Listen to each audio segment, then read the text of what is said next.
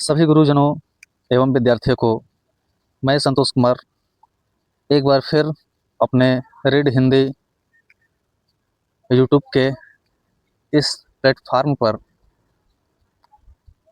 मैं स्वागत करता हूं। पिछली क्लास में हम लोगों ने विकारी शब्द में संज्ञा सर्वनाम विशेषण पढ़ लिया है। आज हम लोग पढ़ेंगे क्रिया के विषय में जानेंगे। चैनल पे पहली बार हो तो चैनल को सब्सक्राइब कर लीजिएगा, ठीक है। क्लास को शेयर कर दीजिए। तो यहाँ मैं आप लोगों के लिए लेकर आया हूँ 20 प्रश्न। 20 प्रश्न को हम लोग 10 से 15 मिनट में समाप्त कर देंगे, ठीक है। क्लास में बने रहिएगा और इन प्रश्नों के माध्यम से हम लोग को एकदम क्रिया को समझिए कि निचोड़ लेंगे, निचोड़ के पी जाएंगे, ठीक है ना। तो पहले प्रश्न देखिए आप स्क्रीन पे, समझिएगा। वाक्य में जिस शब्द से किसी कार्य को करने या होने का बोध हो, ठीक है ना, वही क्रिया कहलाती है, ठीक है। फिर से सुनिए, वाक्य में जिस शब्द से किसी कार्य को करने या होने का बोध हो वही क्रिया कहलाती है, ठीक है। उदाहरण देखते हैं। गीता बाजार जाती है। गीता बाजार जाती है। अब बताइए इस वाक्य में क्रिया क्या है। तो जाने का काम हो रहा है। कहाँ जाने का काम हो रहा है? बाजार जाने का काम हो रहा है। तो यह हो जाएगा जाति, हमारा क्या हो जाएगा? क्रिया हो जाएगा, ठीक है ना। निम्न वाक्य में क्रिया पहचानिए। क्रिया पहचानना है, फटाफट पहचानिए तो जरा। राम स्कूल जाता है, इसमें भी जाने का काम हो रहा है, बोलिए। तो जाता हमारा क्या हो जाएगा? क्रिया हो जाएगा। चलिए अगले प्रश्न पे। क्रिया के कितने भेद होते हैं? तो क्रिया के 2 भेद होते हैं। कौन कौन से? पहला सकर्मक, दूसरा अकर्मक। क्रिया के कितने भेद? 2 भेद। कौन कौन से? सकर्मक और अकर्मक। अगला प्रश्न है, सकर्मक क्रिया किसे कहते हैं? बताइए जरा, बोलिए। जिस शब्द पर कार्य करने का सीधा प्रभाव पड़ता है, जिस शब्द पर कार्य करने का एकदम सीधा प्रभाव पड़े वही सकर्मक क्रिया कहलाएगी। जैसे वह आम खाती है, वह आम खाती है। तो यहाँ देखिएगा, तो वह आम खाती है। अब यह खाना जो है क्रिया हो गया। अब खाने का सीधा प्रभाव किस पे पड़ रहा है? वह पर या फिर आम पर? तो आप कहेंगे कि सर जी आम पर, क्योंकि आम को ही चबाया जा रहा है, सीधा प्रभाव पड़ रहा है। सेब को चाकू से काटा गया, तो यानी कि सेब को, यानी कि काटा गया। किसको काटा गया? सेब को काटा गया। यानी काटने का प्रभाव किस पे पड़ रहा है? सेब पे पड़ रहा है, ठीक है ना। वैसे ही वह आम खाती है, तो खाने का प्रभाव आम पर पड़ रहा है। तो निम्न वाक्य में क्रिया का भेद बताइए। भेद बताना है। जैसे भेद हमने समझा था, 2 प्रकार का भेद होता है, क्रिया सकर्मक क्रिया, अकर्मक क्रिया।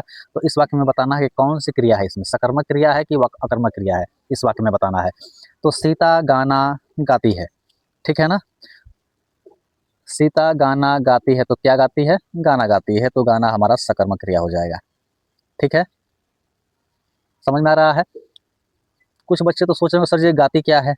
तो गाती बाबू यह क्रिया है। गाती क्या है? क्रिया है।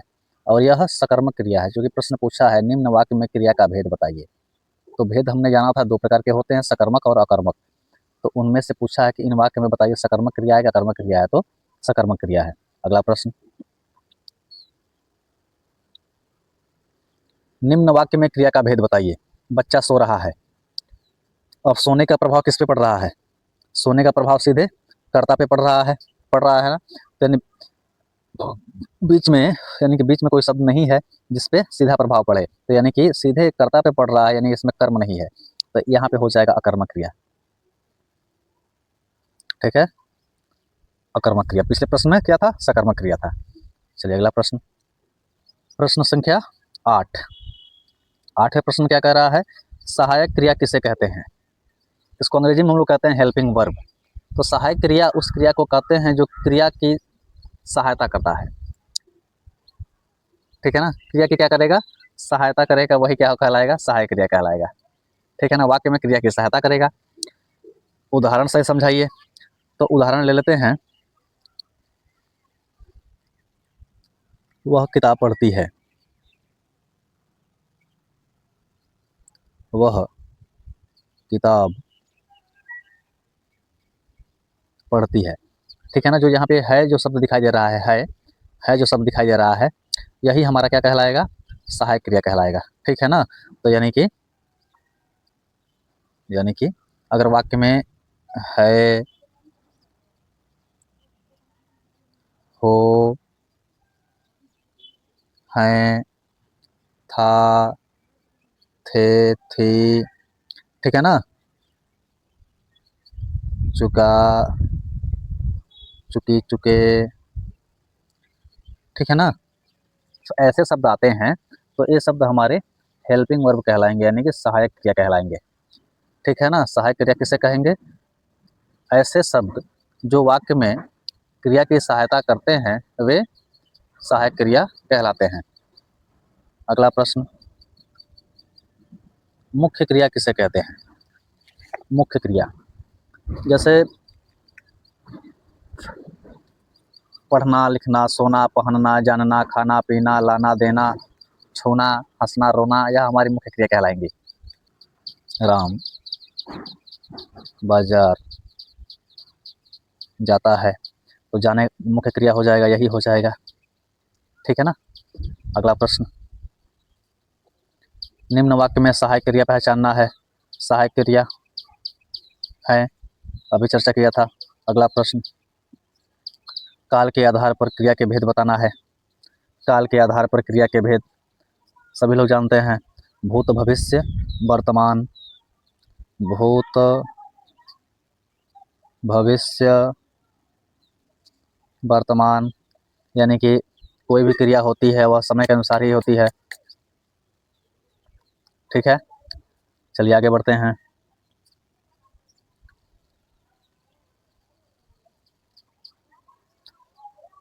वर्तमान काल की क्रिया का उदाहरण दीजिए। वर्तमान काल की क्रिया का उदाहरण देना है, जैसे वह खेलती है, हाँ, वह बाजार जाती है, ठीक है ना, वह खेलती है, ठीक है, अच्छा है, वह बाजार जाती है, वह खाना खाती है।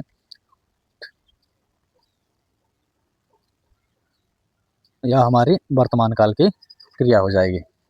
अगला प्रश्न, भूतकाल की क्रिया का उदाहरण दीजिए। भूतकाल यानी इसमें क्या होगा कि कार्य समाप्त हो गया होगा। ठीक है, तो जैसे वह खेली थी, वह खेली थी, वह खेला था, ठीक है ना, वह बाजार से आ चुकी है, ठीक है ना, वह बाजार गई थी।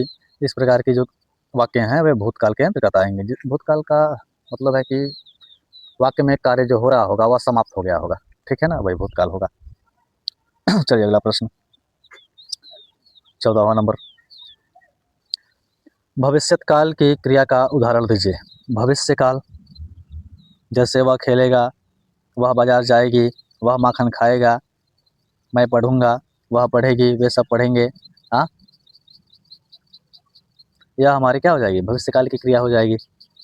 ठीक है ना, जैसे खेलेगा, रोएगा, हंसेगा, गाएगा, इस प्रकार की क्रियाएं क्या कहलाएंगी, भविष्य काल की क्रिया के अंतर्गत आएंगे।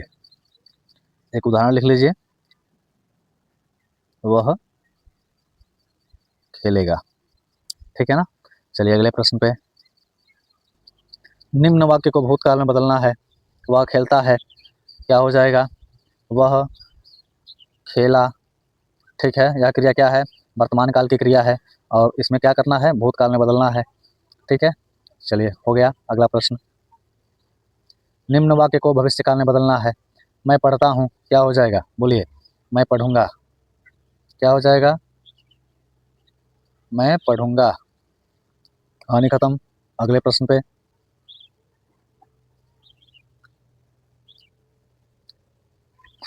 क्रिया और कर्ता का संबंध क्या होता है। तो क्रिया जो होती है वह कर्ता के अनुसार बदलती है।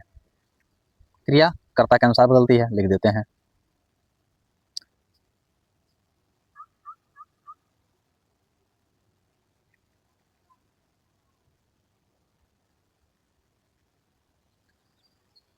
तो एक बात थोड़ा सा ध्यान दीजिएगा कि क्रिया और कर्ता का संबंध क्या होता है, तो क्रिया कर्ता के अनुसार बदलती है।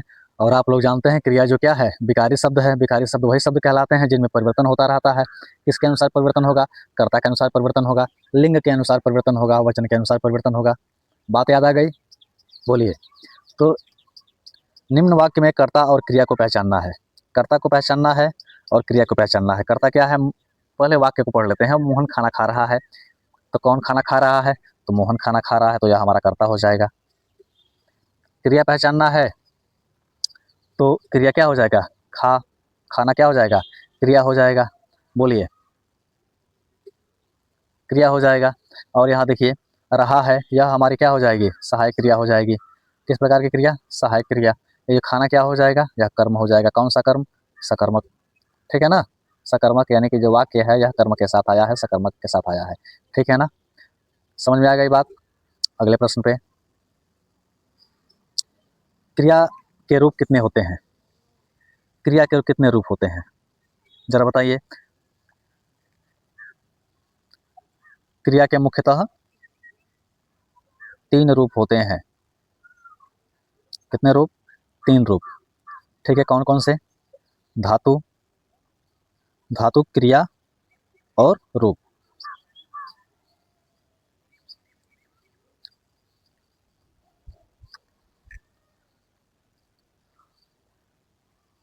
प्रश्न रूप। क्रिया के रूप कितने होते हैं, उदाहरण सहित लिखना है। जरा बताइए क्रिया के कितने रूप होते हैं? क्रिया के मुख्यतः 3 रूप होते हैं। कौन कौन से? धातु, क्रिया और रूप, और क्रिया के भिन्न भिन्न काल रूप। ठीक है ना? चलिए लिखिए, धातु, क्रिया और रूप, और क्रिया के भिन्न भिन्न काल रूप, यानी लिख देते हैं काल रूप। ठीक है ना? चलिए अगले प्रश्न पे, खाना शब्द का प्रयोग करके 3 अलग अलग वाक्य बनाना है। मैंने खाना खाया। पहला, मैंने खाना खाया। वह खाना, वह खाना खाता है। वे सब, वे सब खाना खाएंगे।